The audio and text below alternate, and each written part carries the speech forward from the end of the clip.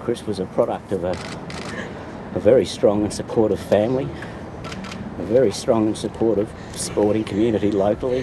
His junior football, his junior baseball, his senior football and senior baseball turned him into the person that he was. And if you've seen all the words that have been said about him, you understand how much the kid was valued.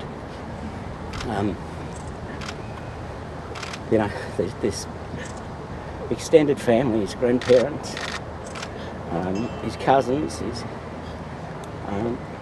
nephews, nieces, whatever, all have lost something that's just never going to be replaced. The saying that it takes a village to raise a kid, Chris was the product of a fantastic village who loved him and adored him. He went to the college 4 years ago for the baseball, and it was a choice that he'd made when he was about 15 that's what he wanted to do. He made the most of his opportunities and the most of his talent. He was out here only a week ago to finish his long breaks, and he turned into a guy who was lucky. His partner Sarah had been going out for 4 years, and they were just a couple in love and very comfortable with each other. It was almost like an old married in some way, that they could just sit and know what the other one was thinking, and they were just comfortable in each other's company at a level that was just fantastic to see. He's left his mark, as we know, and there's not going to be any good come out of this, because it was just so senseless. There wasn't anything he did or could have done. He was an athlete going for a jog like he would do, 5 or 6 days a week in terms of his training schedule. So it's happened, it's wrong, and we just try and deal with it the best we can. His mum, sensational mother, and I'm very, very proud of her, what we achieved, and the people that we've developed with our kids. So that's all I can say at this stage. If you have got any questions, we will take them for a little while, and we do appreciate that you respect the privacy and the things that we're going through. I still don't have timing on repatriating Chris because of the timing in the States. It's just been a little bit hard to get hold of all the people, but hopefully at some point in time when we know the dates, people can pay their respects in the right manner. So thanks very much. Peter, can you give us one of your favourite memories of Chris?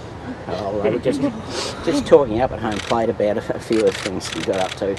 He was a normal kid. I mean, he'd, get out and kick out when he was 16 and he shouldn't. He would get the phone call, somebody'd have to come and get him. But he gave up a lot to follow his dream. He gave up Friday nights and 18 parties to be at the VIS at 8 o'clock the next morning ready to go. He did all the things a kid should do. The boys at the baseball club were sensational with him. When he was 16, he played in a losing grand final, and we didn't see him for a day and a half. Might even have been a little bit longer. But he did all the things a kid should have done. He caused us some grief. He caused us so much joy. But he had a good life in terms of, he achieved a lot for a 22-year-old. He went to Japan with an under-12 rep side. He played for his state. He won an under-16 EDFL A-grade best and fairest as a footballer. He beat some very, very good footballers to that award as well. So he achieved a lot, and the way it was taken away is so fucking pointless. Just so pointless. But we deal, and his niece over there doesn't get to see the uncle that was probably going to spoil her rotten. So, but we do what we need to do. What brought him to baseball? Did he love Again, if you're talking about one of the things he did do, he came down here when he was 6 or 7, and he was reasonably skilled, and he loved it. And he loved it so much that one time poor Donna had appendicitis and was told to go to the hospital straight away, but until she dropped him off at baseball, she wasn't allowed to drive herself to the hospital. I'm going to the hospital now. And he said, Mum, I'm going to miss baseball. I'm going to miss baseball. Okay, well, we'll drop you off at baseball first. So from a very early age, he he just loved any game, any ball sport, and he was good at them. Did he want to compete? No, he had looked at it, and he was talented, but he knew where his abilities lay, and there's a next level. And as I said, at 15, there's a couple of older guys from around the club had been to America, and they'd come back with, it's a good go. And so he did a major league camp when he was 17 or 18 up the Gold Coast, and he came back from that, and to be honest, he said, I don't want to do it because all I can talk about is baseball. He had more interest than just talking baseball. He loved politics. He loved winding people up when he got the chance. He was an intelligent kid. I mean, he had made his life choices, and they were good choices. He'd come back with this holiday, and he spoke about would he stay in the States and work in real estate there, or come home and work in real estate here. He was just a kid on the cusp of making his life.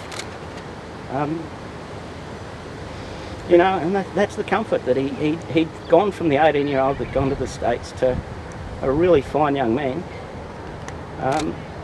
who was setting himself up with good people around him. The Harper family in Oklahoma treated him like one of their own, and we're so happy that they've looked after him over there. They've loved him. They've brought him into their house. He's had a home here and he's had a home there, and very good homes in both places. Are you planning on going home now? No plans at this stage. When we work out all the timing, and we'll deal with that as and when, but there's no plans at this stage. Peter, as outsiders, we see a young man who worked hard and was achieving so much, and the tragedy that makes it so much worse is the circumstances of what happened here. I mean, can you even comprehend? Look, it is pointless, and to try and understand it, it's a short way to insanity. It's, you can what if yourself. If you'd left 5 minutes early, if you'd left 5 minutes late, all of that stuff, but you are just going to send yourself silly. It's the fact that something that shouldn't have happened has happened. It's the fact that somebody we all love so much is not going to come home. But, you can't change the circumstances, you can't change the history. You just have to gather together as a family and hold on. And that's what we're trying to do at the moment, hold on.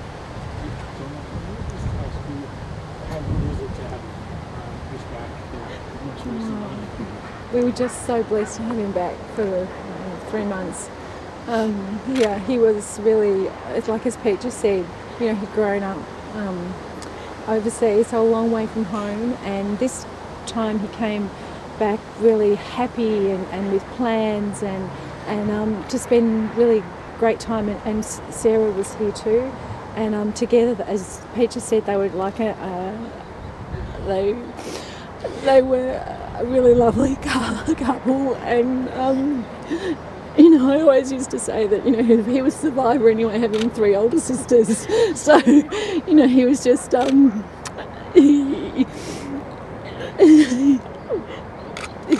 we were lucky that he was here for that period of time.